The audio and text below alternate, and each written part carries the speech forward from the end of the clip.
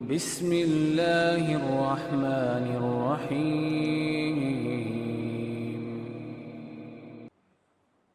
اسلام اس قدر خوبصورت نظام ہے،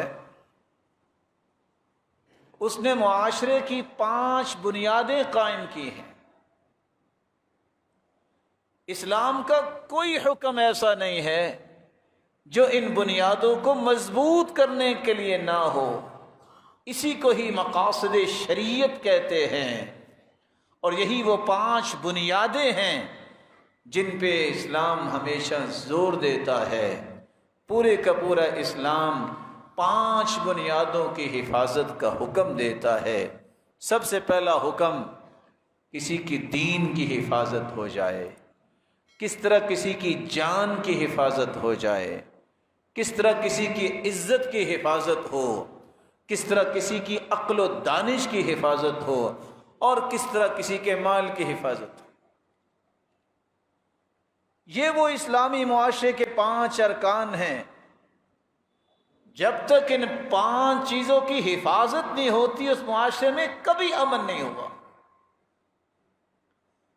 اس معاشرے میں کبھی سکون نہیں ہوا۔ معاشرہ پرسکون وہ ہوتا ہے جس میں انسان کے دین کی حفاظت ہو، وہ بڑے سکون سے نماز پڑھ سکے، زکوٰۃ ادا کر سکے، روزہ رکھ سکے، اس پر کوئی پابندی نہ ہو کہ وہ اللہ کے گھر کی زیارت کرنا چاہتا ہے وہ حج کر سکے۔ یہ وہ بنیاد ہے پہلی۔ اسلامی تعلیمات زور دیتی ہیں تو دین بچا رہے، سب کچھ لٹ جائے لیکن دین پہ کوئی قلش اور خلش نہیں آنی چاہیے۔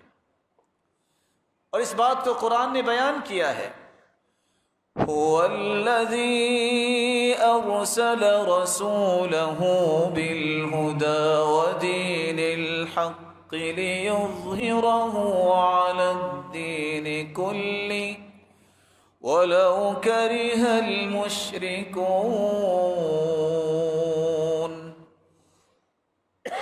اللہ ذوالجلال کی وہ ذات ہے جس نے اپنے پیغمبر کو بھیجا ہی اس لیے ہے، اپنے طرف سے ہدایت دے کر اور دین حق دے کر، لیظہرہ علی الدین کلہ، تاکہ سارے طور طریقے اور ادیان پہ اللہ ذوالجلال اس سچے دین کو غالب کر دے، خواہ مشرک اس بات کو پسند نہ کریں۔ آیت کیا کہہ رہی ہے؟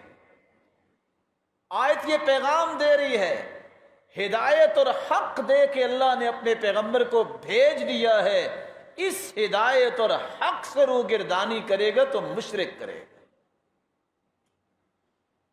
اللہ ذوالجلال دین کی حفاظت کے لیے 1,24,000 پیغمبروں کو مبعوث فرمایا۔ اور آج تعجب کی بات یہ ہے، اپنے بھائی کی یہ بات یاد رکھیے گا، ایک زمینی سرحد ہے، کوئی زمینی سرحد پار کر کے دکھائے۔ اس وطن عزیز کو اللہ تعالیٰ نے ایسی پاورفل فوج دی ہے کہ اگر وہ آنکھ اٹھائے اس کی آنکھ نکالنے کے لیے ہم تیار ہیں۔ جس طرح زمینی حدود ہیں، اس طرح اسلامی اور دینی اور فکری حدود ہیں۔ اس کو جو کراس کرتا ہے، مومن جس کے سینے میں دل ہے اور مومن ہے، وہ کبھی برداشت نہیں کر سکتا۔